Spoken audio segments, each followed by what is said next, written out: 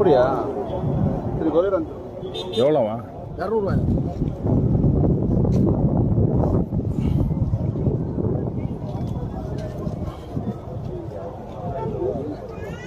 இந்த வண்டி நம்பர் அண்ணே வாங்கிக்கங்கண்ணே, 200 வாங்கிக்க. டிக்கெட் கொடுத்துருங்கண்ணே. நாங்கள் செகண்ட் ஃபுட் யாருன்னா ஆட்டோ கட்டி கொடுப்போம். நாங்கள் வாங்க மாட்டாங்க, முன்னாடியே சொல்லிட்டேன் வேணாம். நீங்கள் போய் இப்போ அந்த பார்சல் வாங்குறீங்க? அவங்க காசு தராங்க, வாங்குவாங்க, அங்கே வாங்கிக்கலாம். இல்லை அதுக்கு 200 பில்லு கொடுக்க மாட்டீங்களா? யார் பில்லு கொடுக்குறாங்க கேளுங்க.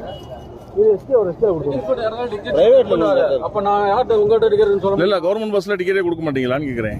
இது பார்சல் வாங்கினீங்கன்னா டிக்கெட்டே கிடையாதா? டிக்கெட் கொடுப்போம், டிரைவர்கிட்ட கொடுத்து வைப்போம்.